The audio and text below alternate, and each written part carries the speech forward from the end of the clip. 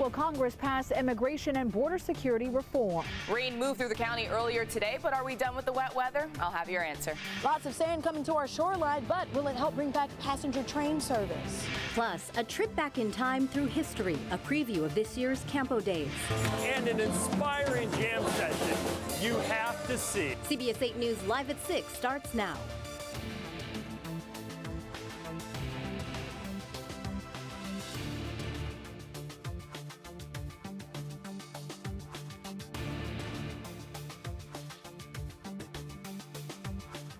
Two registered sex offenders accused of sex acts with a 16-year-old girl at a Motel 6 in El Cajon have been ordered to stand trial. Good evening. Thanks for joining us. I'm Marcella Lee. I'm Carlo Cicchetto. 34-year-old Lawrence Cantrell and 70-year-old Michael Inman were arrested back in March. Police say they have uncovered video evidence of the sex crimes. Cantrell and Inman were staying at the motel under a nonprofit voucher program called PATH, short for People Assisting the Homeless. Lawyers for the two men say they were led to believe the girl was 18 years old, but prosecutors say the two still suspected she was underage.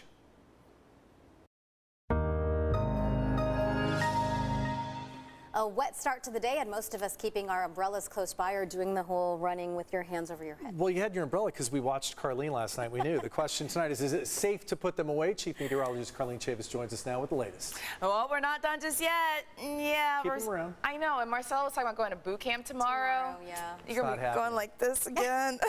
Yeah, we are. You sweat anyway, right? That's I wanted to end the week with a nice outdoor workout, so I think I'm still going to do it. Good luck. I would if I were you. Are you kidding me? Carlo and I are runners. When you're out there and it's coming down on you, that rain, it feels so good. So if you're going to be outside tomorrow, just keep that in mind. We are holding on to chances. So taking a look at current conditions right now, well, we have a little bit of a break when it comes to wet weather, but we're not done just yet. This is a really nice shot. This is the view from our Mount Soledad camp, gearing up for that sunset. You got some clouds in the distance. We are still holding on to chances when it comes to our rain. So we do have a sunset tonight at 7:32. We're going to have a few clouds out there to join it. Taking a look at the satellite radar, over the last 6 hours, we have had scattered showers and also some snow, mainly north of us. Now, we did have our own rain earlier today, but heavier stuff has been falling across the LA area as well as the mountains for Riverside and San Bernardino County. Now, over the last 6 hours, we have had a little bit of a break, but this is how we shaped up over the last 24 hours as of this afternoon. So we saw about 7/100 of an inch for downtown, 6/100 of an inch for Encinitas. You had more rainfall, more than a half an inch. That was for Fallbrook, and then also talking about a 1/4 of an inch for Escondido. But we're not done just yet. We are holding on to chances. We'll see that activity once we get past midnight tonight all the way through tomorrow morning. So we'll go ahead and time it out coming up in your complete forecast. Marcella, Carlo. Thanks, Carlene. With just 1 week left until a COVID-era immigration policy ends, the number of migrants showing up at the U.S.-Mexico border continues to grow. We're going to have that story in just a moment, but first, the San Diego County Sheriff's Department is actually starting a new evacuation warning system, and it's hoping that this will save lives if a disaster ever happens here. Here's what it sounds like if and when it's needed.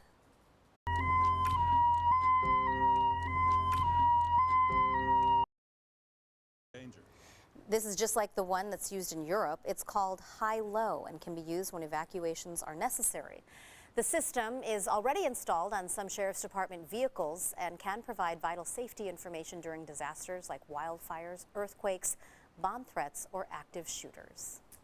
Thousands of cubic yards of sand will be coming to the San Diego County shoreline to replenish and protect the area from coastal erosion. CBS 8's Kirsten Holmes has more from an announcement today and tells us how this could help with passenger rail service problems. She joins us now live. Kirsten?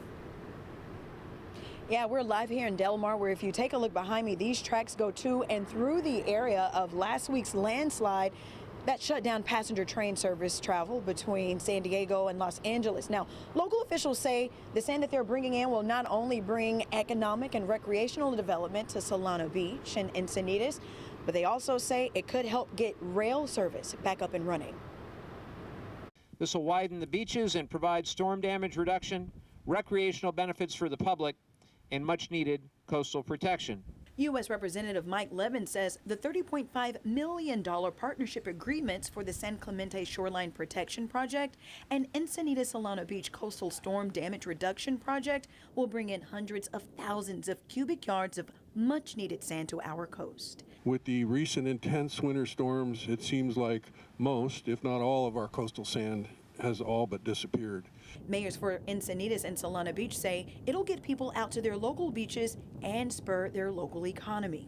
We're hoping to make sure that this wide sandy beach that protects the bluffs from erosion will continue. And leaders say it's a step in the right direction to get passenger rail service back up and running between San Diego and LA. Mother Nature always wins, so we've got to be mindful, we've got to replenish the sand, and ultimately we've got to move our rail corridor in the sections that are most at risk, which of course includes in Del Mar and also, I believe, includes in San Clemente. If we want to have beach sand, we have to bring in beach sand. Geologist Pat Abbott says sand placement is key because ocean waves come into play. Beach sand is a good shock absorber. The problem is it doesn't just stay there. It ends up moving down submarine canyons and getting lost. But will this help get the train system back open? Yes, putting sand on the beach at San Clemente is a help because every wave that lands on that sand and spends that energy there, it's better there for the train tracks than to have it come roaring up closer and cut into the cliffs or the base of the cliffs underneath the tracks.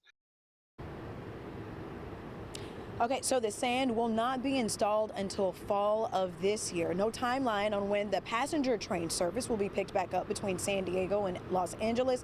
But the good news here is that freight service is back up and running in the meantime.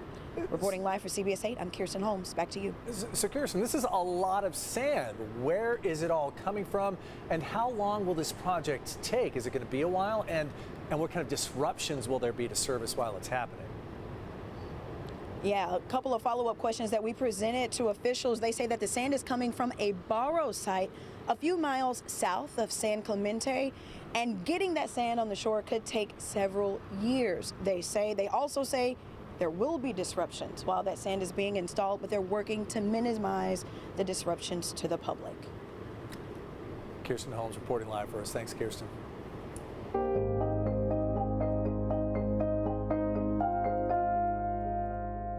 With just 1 week left until a COVID-era immigration policy ends, the number of migrants showing up at the U.S.-Mexico border continues to grow. Title 42 will be lifted on May 11th. That's a week from today, and it will remove some restrictions for asylum seekers.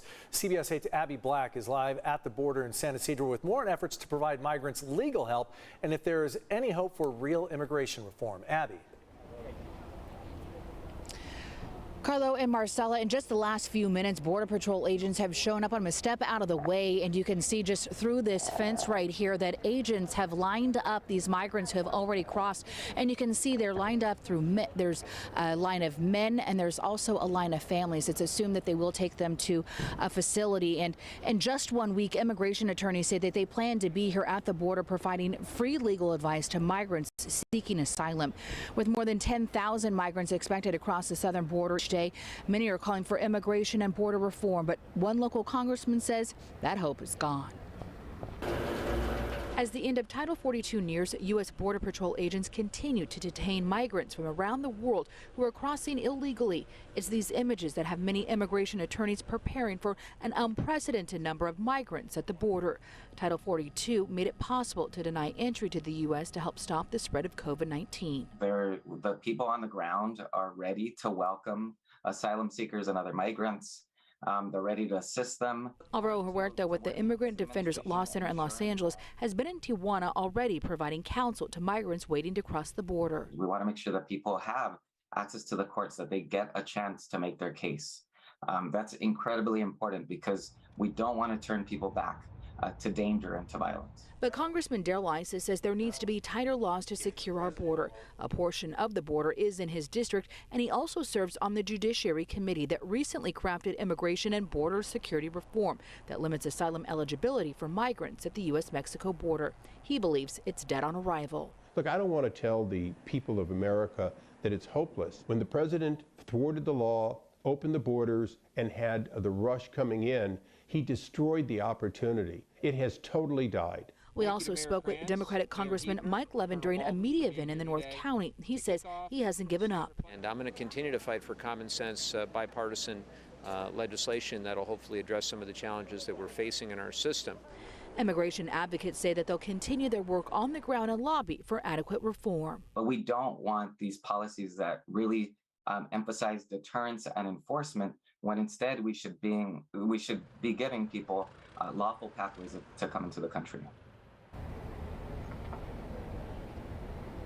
President Biden will send 1,500 active duty troops to the southern border next week to assist with the surge that expected when Title 42 ends. Now, we will keep it right here as this is actively happening right now as the Border Patrol agents again have lined up these migrants who have already crossed, and you can see that they've lined them up what it looks like to be a line of men, and also they've separated the families. Marcella? Abby, what else is President Biden doing to try and slow the influx of migrants at the border? We know each one has a story and a reason for coming, but it is a growing crisis. Marcella, it's what many are calling a transit ban, and it's not a popular idea among immigration advocates. It's similar to a Trump rule which deemed unlawful by the courts. But after Title 42 ends, migrants who pass through other countries and do not seek asylum before they get to the U.S.-Mexico border will be denied entry. He thinks that this is just another solution. But again, immigration advocates that we've been speaking to and the attorney that we talked to for our story tonight, they do not feel that this is the best in the best interest. They want to try to find more humanitarian ways to help these migrants that are trying to cross into the U.S.-Mexico border. Marcella? Still one more week for Title 42 to be in effect, and we're going to continue following this story, of course. Thanks so much, Abby, reporting live at the border.